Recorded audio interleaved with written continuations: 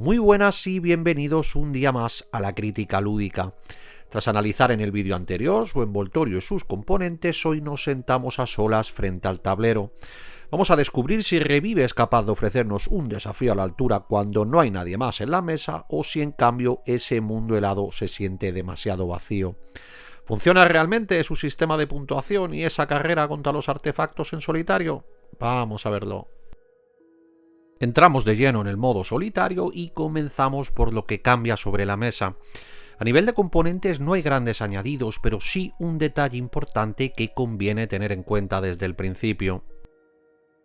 Uno de los cubos de acción de madera, que en el modo multijugador se utiliza para el control de turno, aquí pasa a tener un papel distinto.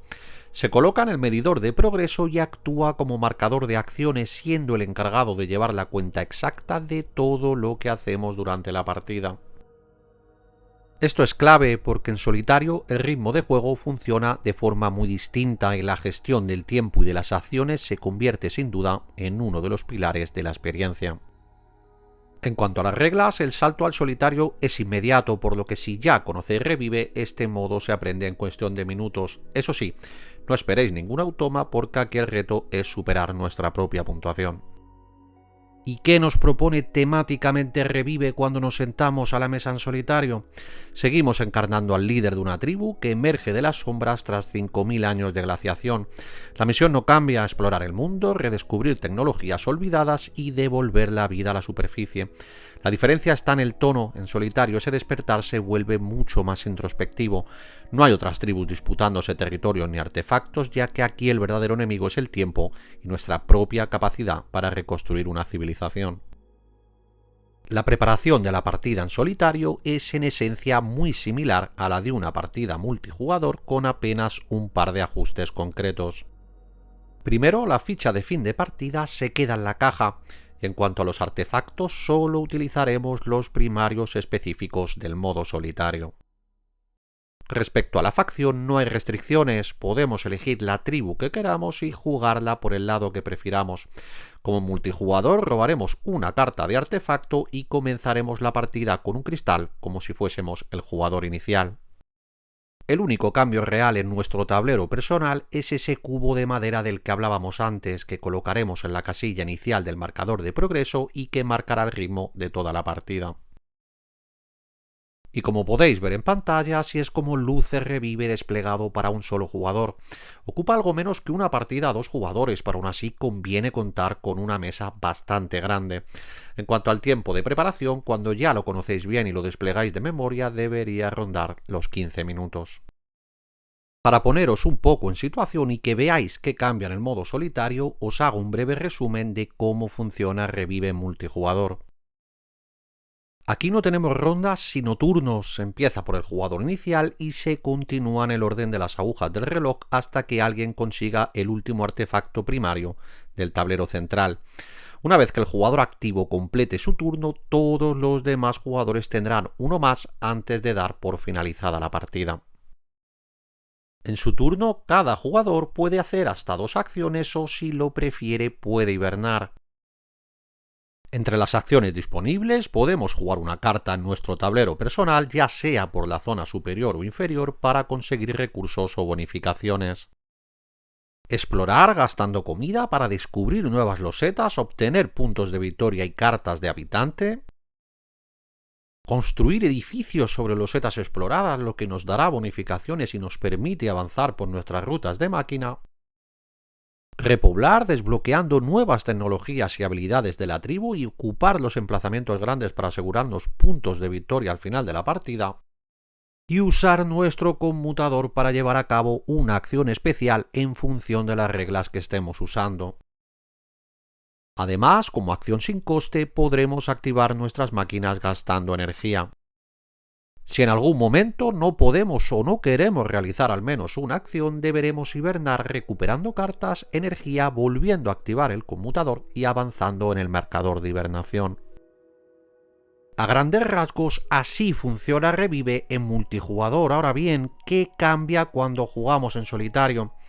La diferencia fundamental está en el ritmo. En solitario los turnos son correlativos y solo realizamos una acción por turno. Eso sí, con una gestión del tiempo muy particular. Podemos hacer todas las acciones habituales, pero con un matiz clave, y es que siempre que jugamos una carta debemos avanzar una casilla con el cubo de madera en el marcador de progreso. Ese cubo se convierte en el verdadero reloj de la partida. Lo interesante es que las demás acciones no consumen tiempo, lo que nos permite encadenar libremente mientras tengamos recursos sin que el marcador avance. La hibernación, en cambio, es más costosa, avanzamos 2 espacios de golpe en el marcador de progreso, pero también es más potente ya que nos permite limpiar el mercado y retirar cualquier número de cartas de habitante, fichas de máquina o módulos, dejando sitio para componentes nuevos. Eso sí, el mayor cambio llega con el final de la partida. Aquí nos agotan los artefactos primarios, la partida concluye cuando el cubo de madera sobrepasa la última casilla del marcador de progreso y sale del tablero. En ese momento aún podemos seguir realizando acciones salvo jugar cartas o hibernar. Cuando ya no quede nada por aprovechar, se pasa al recuento final. Para evaluar nuestro resultado, el manual incluye una tabla de puntuación con distintos niveles de desempeño. Así, en solitario no solo jugamos contra el tablero, sino también contra el listón que impone el propio diseño del juego. Bien, y llegó el momento de la verdad. Tras muchas expediciones en solitario por este mundo helado, me toca responder a la gran pregunta: ¿qué tal funciona realmente Revive en solitario? Empecemos por lo positivo. Para el peso que tiene el juego, su duración es francamente buena. Una partida en solitario suele resolverse en unos 40 o 45 minutos, pudiendo alargarse algo más si, como yo, disfrutas exprimiendo cada decisión. A nivel de reglas, además, la experiencia es muy fluida, fácil de asimilar y sobre todo de recordar, lo que convierte a Revive en un solitario apetecible incluso cuando no dispones de mucho tiempo. El problema es que esa duración choca con uno de sus grandes lastres, el despliegue. Preparar una partida puede llevar fácilmente entre 15 y 20 minutos, lo que significa invertir casi media partida solo en montar el juego. En un título que brilla por su agilidad en solitario, este desequilibrio pesa más de lo que debería. En cuanto al tipo de reto que propone, Revive ofrece luces y sombras. Su motor es elegante, satisfactorio y tremendamente estimulante. Planificar rutas, encadenar acciones, combos, exprimir cada engranaje del sistema es un auténtico placer. Además, la variabilidad es muy alta, el tablero modular obliga a replantear rutas, las máquinas permiten motores muy distintos y las tribus marcan estilos de juego diferenciados. Sin embargo, la ausencia total de presión en el tablero tiene consecuencias claras. Al no haber competencia por el espacio, podemos expandirnos con demasiada facilidad, reclamar bonificaciones sin oposición y construir prácticamente todos los edificios sin tener que renunciar a nada. Esa incomodidad tan propia de un buen Eurogame, donde elegir implica sacrificar, aquí se diluye más de lo deseable. A esto se suma otro factor que reduce la tensión, y es que cada vez que hibernamos podemos refrescar el escenario localizando justo lo que necesitamos en el momento adecuado. Lejos de plantear decisiones incómodas, el juego tiende a ponérnoslo demasiado fácil. Por supuesto, todo esto se refleja especialmente en la tabla de puntuación. Cuando dominas el sistema y empiezas a exprimir las reglas avanzadas del conmutador, el listón pierde fuerza. Podemos copiar efectos superiores sin avanzar el marcador de progreso, permitiendo encadenar acciones muy satisfactorias a nivel mecánico, pero también diluyendo el desafío y haciendo que superar los rangos altos sea mucho menos exigente de lo que debería. Con todo, las sensaciones generales del solitario siguen siendo muy fieles al multijugador, y es que Revive es, por naturaleza, un multisolitario, y eso juega claramente a su favor.